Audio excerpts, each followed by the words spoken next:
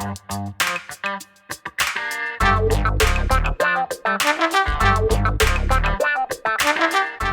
hey guys, thanks so much for tuning in to this edition of Let's Be Blunt with Montel. And I got to tell you, I am so excited to have the guest on that I have today.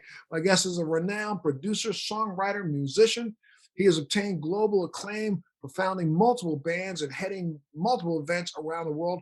He's graced the stages of the Montreux Jazz Festival, the Bonnaroo Music Festival. He's been at the Arts Festival, the High Sierra Festival, the South by Southwest, the New Orleans Jazz Festival.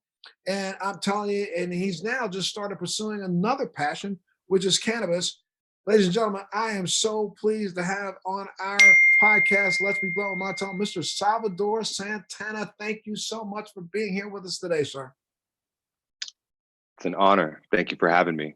Man, my honor. I'm going to tell you, I'll jump right out at it and tell you, it's really kind of crazy.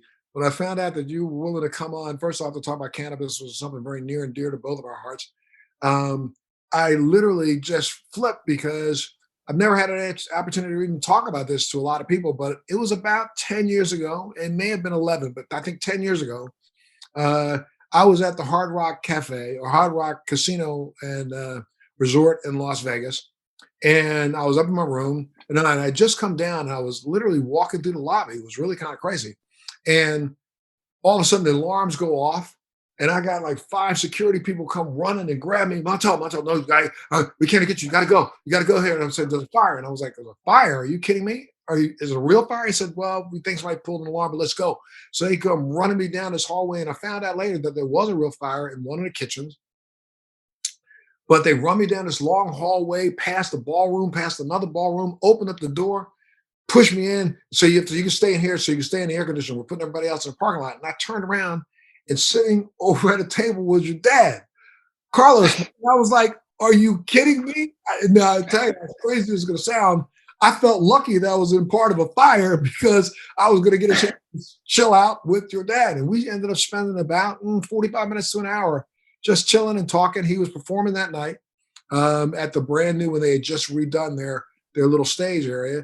And I literally, it's probably one of the best memories of my life in Las Vegas was the time we spent. And we got a chance to talk about some deep and moving issues. That's really cool. I guess everything happens for a reason. I'm glad that everyone, everything was okay. No one got hurt. And yeah, now we're about to have a 45-minute conversation ourselves. It comes full circle. So what a trip. What a trip, man. And I think I may as well say it to you. I was just not just impressed, but I was so thoroughly moved by how down to earth your dad is as a person, as a human being. We were talking about just issues of life. We weren't really talking about his career, my career, just talking about life. And he literally shared some things that was really profound, and it stayed with me. That's awesome. I've heard he has a reputation to do that. So that's nice to hear he's consistent. There you go, man. He is definitely consistent. And, coming from a long lineage of talented artists. I mean, your father, Carlos Santana, is one thing, but you really literally found some of your original musical roots from your grandparents. Is that not right? That is 100% correct, Montel. Both of my grandparents, on my mother's side, Mr. Saunders King is a renowned blues musician, guitarist, inspired many greats like B.B. King and Albert King, part Creole. So he came from Louisiana, met my grandmother in San Francisco, ended up settling. And then, my mom was here, and then I'm here. I became here. I was born. And then my other grandfather, on my dad's side, Don Jose Santana, was incredible, renowned mariachi violinist and musician. And that's a lot of where my dad got his influence as well. He was, first of all, a fan musically of my other grandfather, Saunders King. Everyone says, my dad plays Latin rock or this and this and that. Him and I both, we've gone on record and say, us as musicians, we just play life. We play the music that inspires all of us, that has been throughout our lives. We can call them genres and we can pigeonhole them and what have you. But at the end of the day, if it gives you goosebumps and it makes the hair on the neck, on the back of your neck stand up, if it gives you a vibe and it moves you, then that's the music we want to be a part of. And my grandparents, definitely, both my grandfathers, I feel like they embodied that. And my father, a lot of people don't realize, my father's first instrument was a violin, you know, before a guitar. And he was actually trying to play, not trying, he was playing in my grandfather's mariachi band. So that's how my dad uh, pretty much got the whole understanding of what it's like to be on stage and to perform in front of people. And he wanted so much to be like his father, you know, my dad. He just saw how people responded to, uh, I call him abuelito, how they responded to him, and when he plays on stage, and how he could he just embodied charisma, you know. And same thing with my other grandfather, he embodied conviction. And I just feel like I get all my looks and my business sense and just all my smarts from the amazing and awesome women in my family. But I think I get the charisma and the musical side, and most of those talents come from my grandfathers and the musician side of the family. So yeah, it runs deep. It's pretty It cool. runs really deep, man. You know, they were both primarily string instrument people, though, correct? String and Yeah, drum. All that? yes, and self-taught. My grandfather on my mom's side, Saunders King, he grew up in the church, you know, Pentecostal. In fact, I think him and not I think I know he and a couple of my other relatives were one of the first to build a Pentecostal church in Oakland, California. So that's been instilled in us, not necessarily from a religious standpoint, but just, you know, putting in, not even just putting in the work, it's being of service to the community, Sure. and sharing that, especially a community of Black and brown, where we're consistently in a society and what have you, that consistently puts us down or challenges us, so that we can move forward and find the goodness and the great that is just in our everyday lives. But I just see it in my both my grandfathers, that they would not allow any oppression or of anything get the best of them. And I think that's why they had not even just amazing careers. I think that's why you still hear their names. People still come up to my dad and be like, "Oh, Carlos, you're great, blah blah blah, this stuff. Your father is just amazing. Like, it's just incredible, you know." And people even still come up to me and be like, "Your grandfather, I saw him perform way back so and so with Billie Holiday. I saw your other grandfather perform over at La Cantina over in Mill Valley, California." And so I get goosebumps just talking about it. It just reminds me that, like you said, Montel, it runs deep. It's in the family. Este es mi sangre. It's in the blood. And all I can do is just be the absolute best of who I am, and who I'm about, and what I'm about. You know, it's very interesting when you say that your grandfather was part of the founding of a Pentecostal church. Music is so important in a Pentecostal church, and so I'm sure that that's what Yes. honed a lot of the spirit of his music, right? Oh, absolutely. And I think that was an outlet for him, Montel, because um, you know, he was growing up in a time where segregation was rampant. And I can't remember if it was Texas or Tennessee. He was about to do a show with his big band, and uh, the club owner or the promoter put a rope right down the middle of the stage, or excuse me, right down the middle of the dance floor, saying this is for whites and this is for colors. And my grandfather was like, "No, unless you take that rope off, I'm not playing." You know, for multiple reasons. Number one, it's a rope. Number two, it's condoning more separation, um, and segregation. And for me, I'm just not about that. In my family, we are musicians, we're producers, we're entrepreneurs. I just recently became a father, so that's pretty amazing. But we all, for our family and people that are considered our family and our loved ones, we're advocates of equality. You know, that's who we are, and that's what we're about. And however we can share our platforms and use our specialties, it comes down to that. That is the main focus, continuing to advocate for equality. And I hate to use the term like crossover or multi-genre. I mean, like you said, I think your music is more world music, man. I mean, it just embodies, the flavors, like, Thank people you. look at America claiming that America is a melting pot. I've never thought America's a melting pot. Always thought America's, greatest asset is it's like a stew, man. When you eat a stew, you don't eat one flavor. You get a little meat, you get a couple carrots, you get a little Yep. potato, you get a little this, a little that, a little this, a little that, and all those flavors just explode in your mouth. Well, it's the same Mhm. thing when you listen to your music, when you listen to your dad's music. Thank you. So in some ways you could say, well, it's got a little Latin flair, but yeah, whatever. It's got a little soul flair, yeah, whatever. It's got a little jazz flair, yeah, whatever. It's all those flavors explode in your brain. And that's what really draws you into your dad. And also I draws you into appreciate that. tough.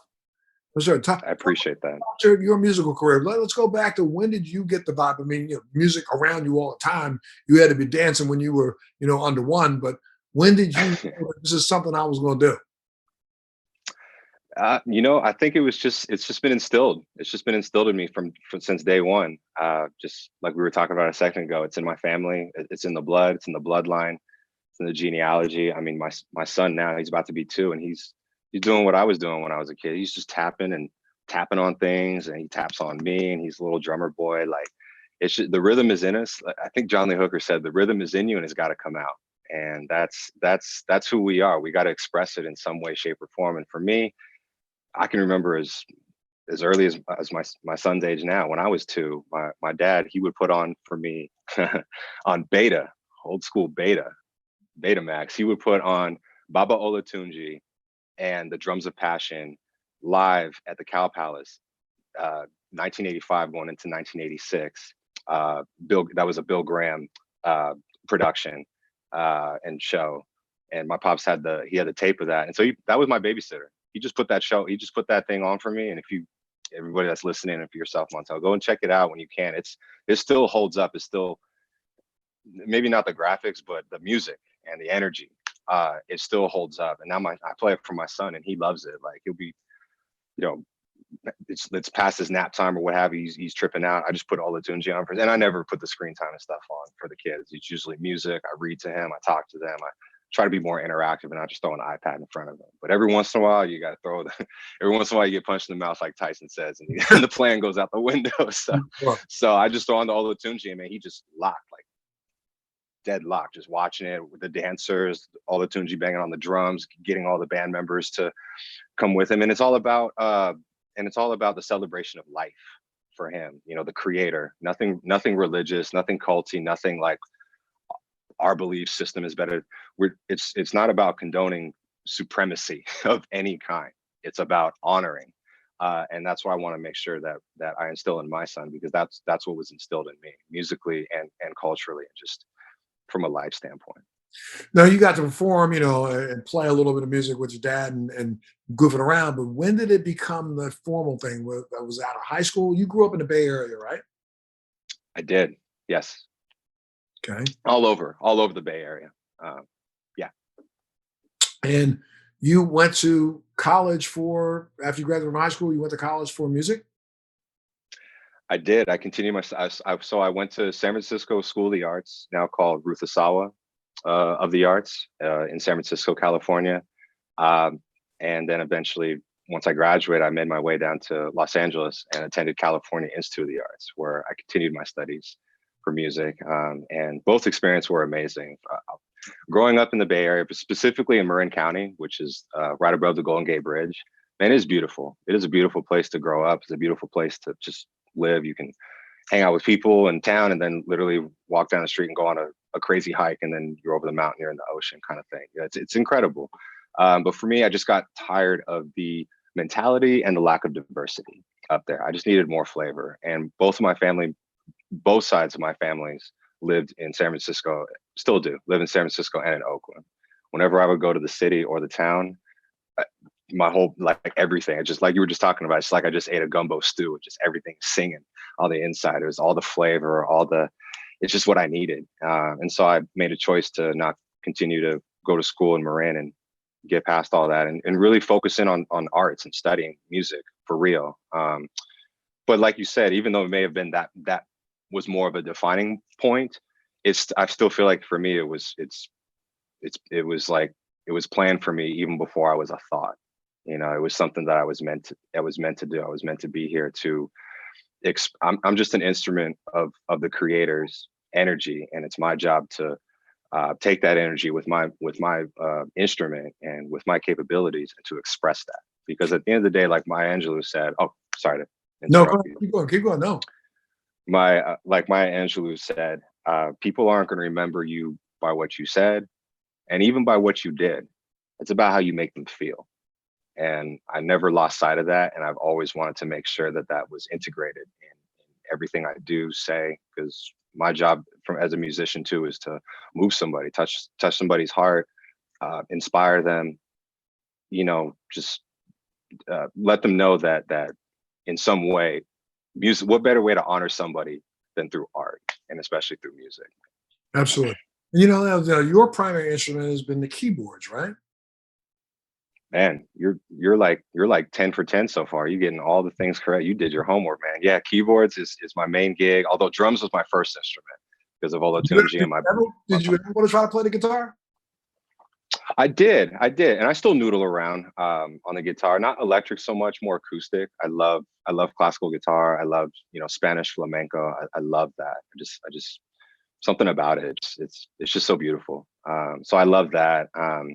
But no, I think just because I feel like if anybody wants to be a musician on any level, having some basic keyboard knowledge and some basic vocal singing abilities, I think is, even for a drummer, even for somebody that doesn't mess with chords, tone, pitch, or anything like that, I think it's still very important. A keyboard for me is amazing because it's like an orchestra. My teacher told me, Fred Harris told me way back in the day, he said uh, the keyboard, the piano is like an orchestra at your fingertips. You got the basses down here, you got the cellos, you got your violas, you got your violins, you got everything in between. It's all right here. So for me, I just, rather than looking at stuff, I guess, not vertically, horizontally, I don't know what the word is, inwardly, I guess I'm looking at it now outwardly, and it's all just right in front of me at my for me to just explore and have fun with. So it's been a perfect fit since day one. So drums was like a 2, guitar was maybe at like 4 or 5, and then piano was just right after that, 6 or 7. And I just haven't looked back since. Haven't looked back since. And that also helps you hone all of your skills, not just your musical playing skills, but also your writing skills, right? Do you write lyrics, or I know you're a big fan of poetry. So do you try to turn Yes, them into lyrics? Oh, you do? I do. I write lyrics. That one, lyrics for me, I'm so not envious, but I just really want to strive to be that, where it's just like for an MC or a poet or even a lyricist, somebody that it just comes out, so freely. For me, I wouldn't say I have to force it, but it's definitely not as natural as just me sitting down at the piano. However, being up in the Bay Area, I got exposed to and also in the late 80s and early 90s as hip hop was coming out, Hmm. especially in the Bay Area, man. Like I was listening to Tupac, I was listening to Mos Def, Talib Kweli, I was listening to Common, Souls of Mischief, up in the Bay Area, and it's just something. There's a difference between just word playing and just being cute and clever and creative with your words, as opposed to actually saying something. And for me, Pac didn't say everything that I necessarily agree with, but it's more of how he said it, which I just love. Like he's probably my favorite lyricist of all time because of everything he was able to. He's like a jack of all trades. You can fit him in any piece, any type of song, any type of. It's like a universal. It's like a skeleton key. He just works. And for me, he's my biggest inspiration for the lyrics. Herbie Hancock is probably my biggest inspiration for the keyboards musically. Yeah. How about your now? Your mom was a big inspiration too, also for your lyrics, right? For words. Uh, Absolutely. My mom is an amazing woman, writer, poet, author, and really the one that held it down, because when Pops was on tour, you know, gosh, 3 to 6 weeks at a time. And as a kid, that's a long time, man. Even though we got to travel with him at times, and it was great. It was really cool, growing up. And I remember, I just remember a lot of really cool, awesome memories. Like you were saying, having the opportunity to go backstage and chop it up with my pops. For me, that was just an everyday thing, going backstage, seeing what life was like behind the scenes and what have you. And also getting a really good understanding of what the business was like, even at a young age. Yeah, I was still playing dinosaurs and GI Joes and stuff, but I'm also being very observant with how the business works, how you treat people, what you say, what you do, what the rules are with this venue as opposed to this other venue. So just trying to stay mindful of all these things. But my mother, um, she always kept me focused on what she knew made me, you know, full inside, which was just being around family, loved ones, and spending time with music, as much as I possibly could. I know that probably it's impossible for you probably to pick one, but if you had to pick one moment that stands out in your memories of traveling around with your pops when you were young, what would that one memory be? Mhm. One concert, one performance, one, what would that memory be? I'll put you right on the spot. Um, Man, there are so many, so many. It's I'll just share it because I think it's actually a funny story. And my pops actually didn't tell me this until years later because I didn't remember it. So we're on the I want to say it's 1994, so I'm about like 9 or 10 years old. I'm on the back of the bus. Either my dad is just about to go do a show, or he just got done, and then the next act was about to go on. Either way, I'm in the back of the bus. Dad is with me. He goes into somebody tells him, hey, you know, you got a guest in the front, you know. So he goes in the front, he goes, checks it out. Next thing I know, the back of the bus door opens and it's my father with Mr. Bob Dylan. And so they're both hanging out right there. And my dad's like, Salvador, I want you to, you know, put the video games down, put the candies down, whatever you're doing, put that down. I want you to meet somebody who's very, very important. You love Jimi Hendrix, you know, the All Along the Watchtower. I'm like, yeah, it's one of my favorite songs. He's like, this is the gentleman that wrote the song. He wrote the lyrics. He's the founder of the song. Jimmy covered it. I was like, oh, cool. And I shook his hand and I was, you know, I was respectful, and but in my head, I'm just kind of like, who is this dude kind of thing? You know, I'm too young, you know. So, but in my head, I'm just, you know, that's in my head. Out loud, I'm just like, nice to meet you, really cool. And my dad's like, yeah, you know, this, and he goes on, and I'm like, oh, cool. And I just look at him dead in the eye. This is according to my dad. I do not remember this. My dad goes, according to him, I say, oh, it's cool. Nice to meet you, Mr. Dillon. I never heard of you. And that Oh, was it. Just and my dad was kind of like, oh, you know, ooh, like he had this look of like, oh, my bad. But Bob, as cool as he is, man, and was at that moment, he didn't even trip at all. In fact, he loved it that the younger generation had never even heard of him. In fact, in some weird way, and I that to me was inspiring. I guess why I'm sharing that to you is because of somebody of his upper echelon of establishment and musicians, and just, you know, in our culture and just everything artistically, everything. He didn't have to do all that, but dude did not have an ego at all. Some people were like, you never heard of me? How you've never heard of me? And as opposed, he was just like laughing. He looked at my dad, was just like, this kid's cool, you know, kind of thing. So that always stuck with me because that's just kind of who I am. I don't really treat anybody different based off of their status, and in, you know, it's not a popularity contest. I'm just going to treat people how they treat me. That's just how I grew up, you know. absolutely. And so then I guess, you know, one of your, got to be one of your greatest memories of all time is winning a Grammy at age 16. Why don't you talk a little bit about that? That was a trip, because I just did not expect that. Number one, the song that ended up winning the Grammy, my father and I, we wrote that song for my grandfather, who at that time we were writing it. We wrote it on November 1st, 1997. Uh, and that was as we were writing it in the living room. My dad, he came up to me and says, hey, I got this melody. I need you to help me fish out these chords. And I'm like, no problem. So we started the melody, found chord one, found chord two, somewhere in the middle of almost completing that first section of the song, we get a phone call and they let us know that Abuelito had just passed away as Mhm. we were writing the song. So at that moment, we didn't know that the song was going to be for him. We were just, you know, we handled what we handled. And then we came back and we finished the song. And my dad and I, we ended up performing it at his service, you know. And so this was 2 3 years prior to the song eventually finding a home on Supernatural, being the only instrumental, meaning no lyrics, nobody singing, no nothing. To then it winning, being nominated for Best Instrumental, to then winning a Grammy for Best Instrumental. So the Grammy is incredible, and even at age 16, that's all amazing. I think for me, the biggest honor was being able to accomplish all that in writing a song in honor of my grandfather. I think Absolutely. that's really the coolest thing for me. That's probably why the Grammy was so came about. I mean, I think probably, you know, he's probably looking down on you, and then that was his way of saying thank you. Just want to make him proud, man. Just want to make him proud. Well, you know, that's been done. So now, what are you working on musically right now? What are you got any projects going on right this minute when it comes to music? Yes, thank you for asking. I have a few projects actually going right now.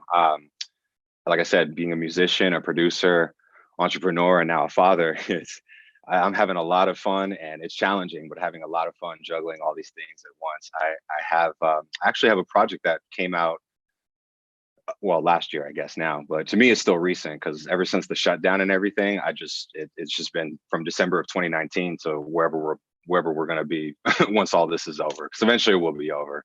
But I came out with a project, myself and my good, super homie, good friend of mine, basically mi hermano, Asdru Sierra, the lead singer of Otomati.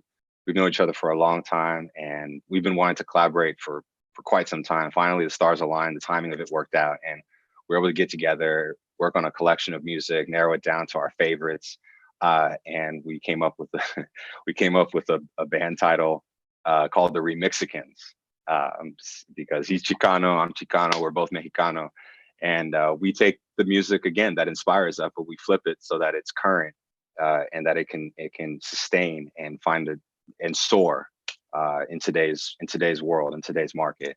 So we got that project that's out. You can check it out. Remixicans, Remixicans.com, at the Remixicans, and then you can also check out. I believe it's still on Apple and iTunes, and Spotify as well. So you can check that out. I had a lot of fun with that one. I got a few other things that I'm cooking up right now. A few solo projects, or excuse me, a solo project as well as a scoring project that I'm doing as well. Like you said, composition and doing a lot of writing, not just lyrics, but also musically. I haven't been able to do the one thing that I really love to do, which is go on stage and perform in front of people, and quite some time. So rather than getting upset about it and bitching and moaning, I guess I'm just like, you know what? I'm not going to get mad. I'm just going to find a way to make it work. And I'm grateful that I was able to carve out a space in my home to designate it as a home studio. So now I can work from home and still be dad, still be at home. Because that was the one thing too, Montel, that I really wanted to make sure that I had an opportunity to go on the road when I can, but not always feel like I have to go on the road. Because I saw my father go on the road for so many, like I said, weeks and weeks at a time. And he even told me, he's like, man, you're so fortunate, son, that you get to be at home with your son and watch him grow up. He's like, I didn't really have that. I had to work, make sure you guys were good. I had to go on tour for long periods of time. So really, he just reminded me to, and my mom too, all my family reminds me to just really cherish these moments and to not allow somebody else's narrative to rearrange mine and my thought process and what have you. So all that said, it's challenging, but like I said, man, working on a lot of things, scoring project, couple of movies, couple of commercials I'm doing. Last but not least, I got, like I said, entrepreneur. I'm now venturing into the cannabis world. Well, before And we get yeah, that, before we go there, I'm going to take a little break. I got to pay a couple bills. We're going to take a little break. When we come back, we're going to talk a little bit about your new venture in the cannabis space. But here, I got one last question for you before I do take the break. yes, sir. You had to pick one song that's your favorite song by your dad. Hmm. Wow. You know what? I would say Victory Is Won. It's an instrumental that he wrote along with Chester Thompson. And in short, it's about when apartheid was done, when it was abolished. And that last moment when Desmond Tutu had a colonizer literally putting his knee on dude's neck and was just like, and Desmond Tutu, rather than getting upset or anything, he just looked and said, you've already lost. Join us. Our victory is won. And so that's where the song came, the melody and everything. So I'd say that one, just because every time I hear it, I consistently get goosebumps from start to finish. Other songs, I get goosebumps here and there and at different times, but that one from beginning to end, it's always there. And I love the message too. There you go. There you go, my friend. Thank you so much for sharing that. Look, I take a little Thank break, you. and we're talking to Mr. Salvador Santana. When we come back, he's going to tell us about his new venture, and that is in the cannabis space, which is a new entrepreneurial venture, but not necessarily new to his life. We'll take a little break. We'll be right after this. Well, hey guys, thanks so much for tuning into this edition of Let's Be Blunt with Montel. And our guest today has been amazing so far with us, sharing a lot about his history and a lot about his life. Mr. Salvador Santana, son of acclaimed artist and unbelievable, I think probably the best guitarist of all time, Mr. Carlos Santana, but he has spun out his own direction in life. And really, he's now a producer, a songwriter, a musician. He's founded multiple bands. He's performed on stages like the Montreux Jazz Festival and Arts Festival and the High Sierra Festival. He's out performing now. Well, right now during COVID, he's chilling out a little bit, but working on a lot of projects. And one of Yeah. them working on is a new venture, and that's a venture in the cannabis space. So again, thank you so much, Salvador, for being a part of Let's Be Blunt with Montel. Thank you, Montel, for having me. Honored and grateful to be here.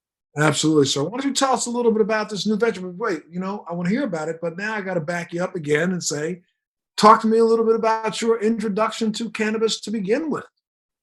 Sure, absolutely. So my introduction to cannabis is really simple. Growing up in the Bay Area, as you can see with the jerseys behind me and everything, cannabis is, especially here in California and let alone the Bay Area, it's like wine when you go over to Italy and Greece. It's there. It's part of the culture. And I'm not condoning anything, but I've heard of like kids at the family dinner table taking just little squigs of wine here and there. It's not bad. It is what it is. Because it's all about for me, I had a great upbringing in terms of don't do drugs. Yeah, drugs were bad, especially in the 80s and the 90s, the whole, dare and all that stuff. But for me, I had a great upbringing in terms of how cannabis is perceived, because it was never introduced to me as like equal to heroin or anything like that. It was like it's medicinal, it's for adults, it's to be respected and to be used in moderation, and also for creativity, especially again since I was surrounded by musicians and creative artists. So it was always there. In fact, at one point, I confused it for incense. I literally just thought it was just incense, because every show I went to, I always smelled it. I'm like, oh, someone's burning some incense. Like, it smells good. As a kid, I just didn't. So for me, I always had a great, just a positive outlook, I guess, on it. And then as I got older, I started to, just really see how the plant is more medicinal, the benefits. But then I also saw how, from a society standpoint, how especially in the Black and brown communities, how it's like, it's there, it's prominent. However, at the same time, if you get caught with it, that's, you're in prison, or it will ruin your life in some way, shape, or form. And at a certain point, I started catching on to, well, why does that apply to these communities over here, but not these cats over here? That doesn't make sense to me, And after a while, I kept asking myself that question over and over and over. Once it got legalized here in California in 2016, I was like, oh, cool. Now we're going to see, not overnight, but now we're going to start seeing a change. And I really, honestly, Montel, I haven't really seen too much of a change in that regard. And I told myself, I'll totally stop you there for a quick second. Was like, what we like to do is make sure we give out a lot of information while we're doing Let's Be Blunt. But you are absolutely right. I mean, even though it legalized in California, it didn't change the dynamic for Black and brown people. As a matter of fact, last year there were more Black and brown people arrested for cannabis than had been arrested in the year before, which is really absolutely ignorant. And it shows you that, there is one segment of society who still likes to look at cannabis as an opportunity, as an enslavement tool for people who yes, are. It's a way to make sure that they can have something to lay on you, to make sure they give you a little extra time in prison. And unfortunately, it's a sad commentary over the fact that, since the beginning of its prohibition, 80% of the people who've been arrested for it have been people of color. People don't understand it. facts. The people who have been spending time in jail have been people of color. So Yes, some might say that has to do more with the fact that we don't have the finances to hire the right lawyers. I say no, bullshit. It has to do with the fact that it's planned out that way. And I'm yes, happy that, now, especially people like yourself in really good, prominent positions, are able to venture into the business of cannabis, because that's what we are so lacking right now. Here's a business that was born on the backs of people of color, and now people of color are basically being pushed out from the business standpoint. So I'm glad to see you jumping in. thank you for saying that. And you basically articulated exactly what I was going to say. Although you articulated a lot better, I would have gone super emotional with it. You held it super together with the composure. But you're so right. And to me, Montel, that again really defines that motivation for me. I was like, man, if I feel this ticked off about this, seeing friends of mine and brothers and sisters that are so smart and amazing and just not getting treated fairly, especially in an industry that was built by a community, not corporate. It was built by the community with social equity and community it just, like you said, it just never made sense to me, to the point where it ticked me off. And then I said, you know what, if I feel this ticked off, I can only imagine how somebody who actually has experienced that in some way, shape, or form, I can only imagine. So I said, if I ever was to get involved in the cannabis industry, it's not just going to be about making money. Of course, sustainability is a prerogative. It's a necessity, especially in capitalism and what have you. I get all that. But for me, it's bigger than that. It's about rearranging the narrative so that Black and brown have the right to be a part of the success of this cannabis industry. And all the while, like you said, at a time when it's a green rush right now. If anything, if there's one thing that could probably bail out our country, let alone the world, man, you combine Disney with like Amazon with the green rush that's happening, dude, we'd be good, man. We'll be good. But a lot of people don't want to see it that way. But for me, I do see it that way, and I see a lot of potential. And I don't just talk about it; I walk it too. Vaya, which is the company that I founded, co-founded with a group of people myself. But it's really just spearheaded by, like I said, that feeling in my heart and in my soul to want to give back, be of service to the community, and impact it so we can rearrange the narrative, especially for those that have been treated unfairly, specifically Black and brown. We are diversity at the core. Our company, basically, we were founded with the intention to focus on undeserved demographics with premium cannabis that they deserve. So it's not far out of their reach. And we refer to celebrating cultures from all over the world, past and present, to aligning ourselves with partners that are Black and brown or part of the community, and even the consumers that we are going to target and we want to speak to. It's about the celebration of who we are as human beings, and not just this or just that or what have you, and condoning more separation and distance. We're trying to align and combine. Focus on human development through grounding and healing, uplifting qualities with this ancient and sacred plant, and that it's medicinal, and it's not, like I said, equal to heroin. And it's all about just taking the time to educate, just taking the time to educate. Like I said with my son, I'm like, hey, we're not going to do this because, real quick, short and concise, for me, I'm just that type of person. I'm going to get real deep into this one now. My mom would always mess with me, and same with my wife. They're always like, you're the type of person where you just want to know three things: where are you going, what time you coming home, and when are we having for dinner? it's just basically that. I'm just like, I'm not that complicated. I'm real simple. But for me, I try to do that same approach with the cannabis thing. It's just like, this is what you need to know. This is what we're about, and this is what we're doing, and this is how we're going to get there. And also too, last but not least, Montel, I'm just so grateful to be able to be in this position and have this opportunity to honor my Afro, Latino, Latinx heritage, and to continue doing so by being of service to the community through Vaya. And Vaya, let's talk about it. Is it a full service cannabis company, fully vertical? You're dealing with, they grow yourself. You're dealing with extraction yourself. You're dealing with formulations yourself. You're dealing with a branded product. Let's explain that a little bit. Talk a little bit about that. Sure, absolutely. So, and also, you're in California right now. You're going to be in multiple states. You're in California though right now to start, right? Sorry. Yes. Yeah. No, that's okay. Yeah. So right now we are strictly staying in state because of the laws and certain things. I'm treating this as a plus, not a trial, but I really just want to go full on and see how things do. We don't right now have any data or any numbers to go off of. We just have a lot of passion and a lot of willingness and a lot of people that are ready to roll up their sleeves and get it going and get it started. And like I said, we embody not only the culture, but just diversity. We are diversity at our core. And that is also, again, with the people that we align with. Right before the shutdown in late February, early March, I was up in the Bay Area actually filming a documentary on me becoming active in the cannabis world and me starting to be a company, or to found a company in the cannabis industry. So there was a documentary that we were filming right before the shutdown, and one of the people that we were interviewing happens to be a cat by the name of Deji Simmons, who is also Afro-Latino. He's Cuban, and he's also a Yoruba priest as well, out of Oakland, California. He's a cultivator, and we were able to just talk on camera, like kind of like how you and I right now, we were talking through the documentary.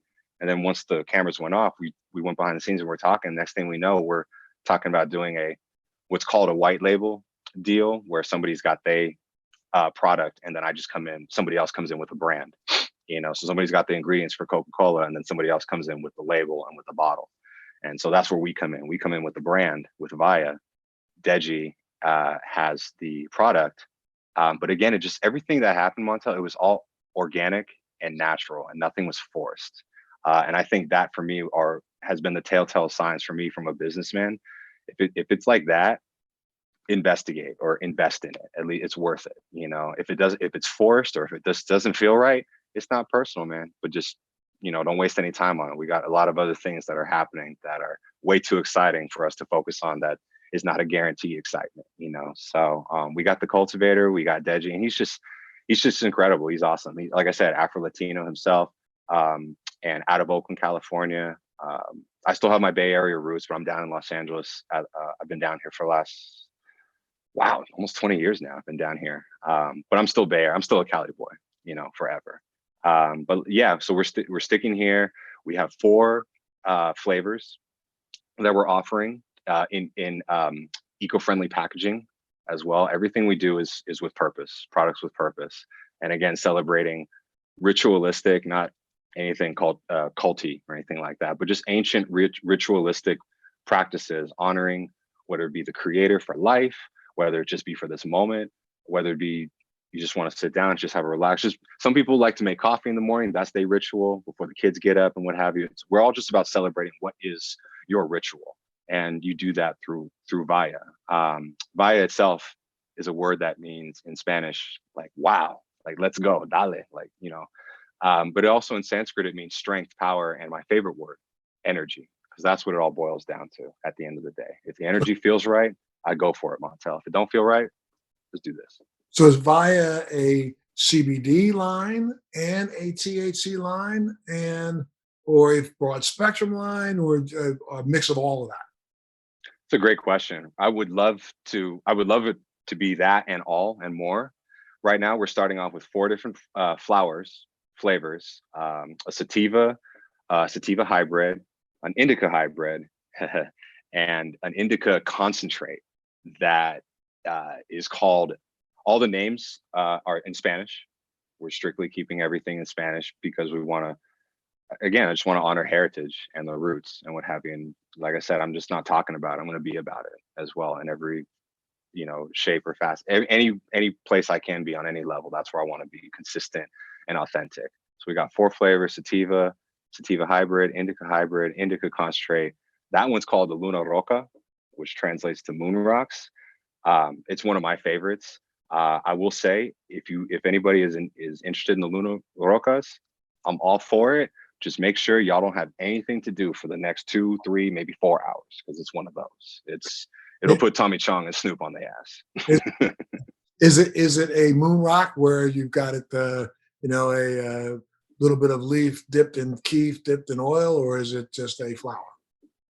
It's a flower, but it's just highly concentrated. I would say that it's not quite like whatever the youngins are doing, the dabs and what have you, but it gets you there to that effect. But it's the same thing. It's flower, and everything we do too is organic, no pesticides, obviously, or anything like that. I go up before the shutdown. I went up frequently and made sure that talking to Deji, making sure that what he's talking about and what we're talking about is consistent with what we're presenting as well. So complete transparency, therefore clarity.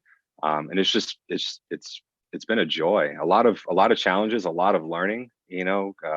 Going from learning music theory and this chord transitions to this chord to transitioning to how that works in this business.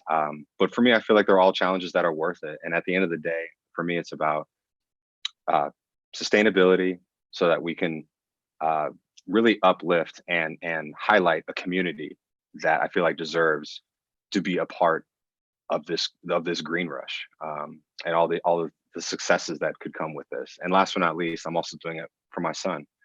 I'm doing it because I want to basically show him that, yo, we can do whatever we want in this world, but it's what you do and how you do it is not only who defines you and your character, but it's also how, I'm going to paraphrase, but it's like what Kobe said. That's your legacy. You know, what you do and how you do it on this earth.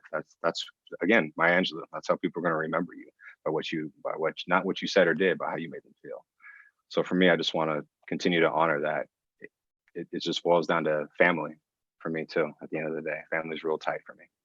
And if people were looking for the product, where is it mostly in the Bay Area? Is it down in LA? Where can they go to get it? Yeah, great question. So you can find it on vaya.earth, and that's the website.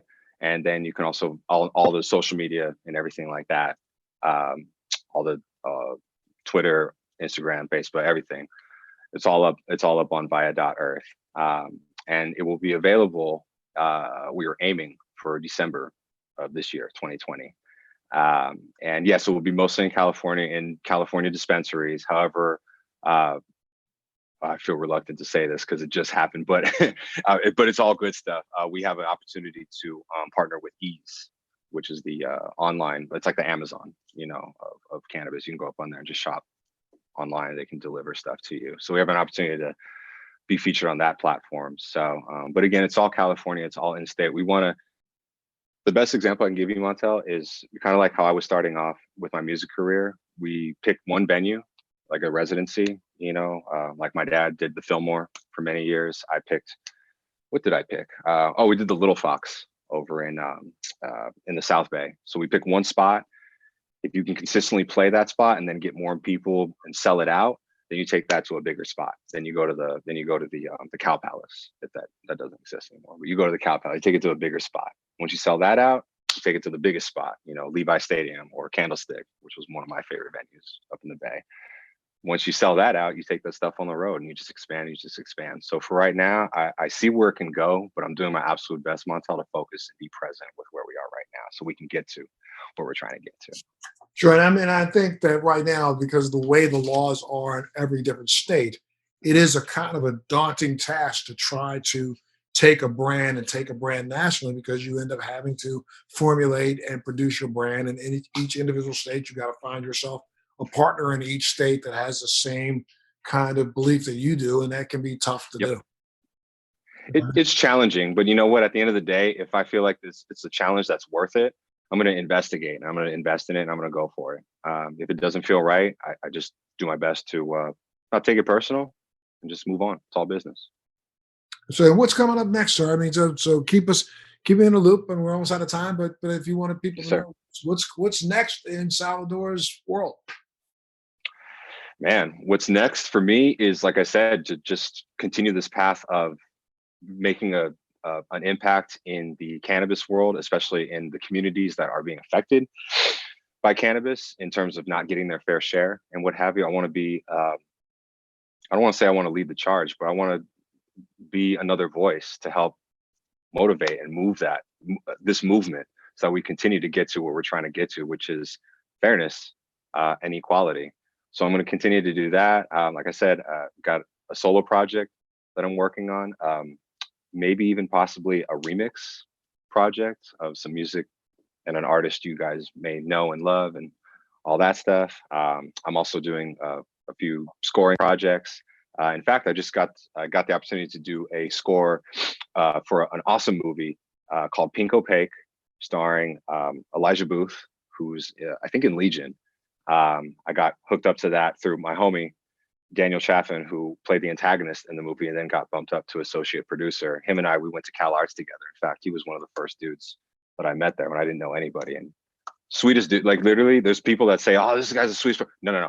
My dude Daniel is literally the sweetest person in the world. So seeing him play the antagonist in this movie was mind blowing for me, because this dude is like the sweetest guy in the world, literally. But he hit me up one day, said God said that God in his dreams came to him and mentioned my name, and he reached out to me. Next thing we know, we're working together, and now this movie is making an impact in the Pan-African film. Long Beach, San Diego, it's coming up, man. So I'm just grateful to be aligning myself with amazing projects with authenticity, integrity, consistency, and just really just doing things that are bigger than the project itself. It's really hard to explain it any better than that for me. It's just, I know when I want to involve myself in things that are bigger than just me or the project even, it's a ripple effect. It affects us all in a positive way, so we can all just do that much better. And I'm just grateful to be a part of it. No, well, thank you, sir. And I'm so grateful that you were being a part of Let's Be Blunt with Montel today. And know that you have a home here anytime you have anything you want to talk about. You can definitely come back. We'd love to have you. Want to talk a little bit more about Vaya next time when you think it's your next level? Come on back, share it with us so we can let people know what you're doing and what you're into. And, my friend, I wish you the best. Do a shout out to your father when you hear him or you see him, and let him know I'll never forget that moment that we shared. And take care of yourself, stay well, stay safe, take care of that family, love that family, and let's see you on the other side, my friend. Okay? Sounds great, Montel. Likewise to you too. Thank you for having me. Thank you for being here. And you've been listening to this edition of Let's Be Blunt with Montel. Thanks for joining me on Let's Be Blunt with Montel. Please make sure you're subscribed and hit the bell to be notified when new episodes post each week. We'd love to hear your feedback also, so please send us your comments.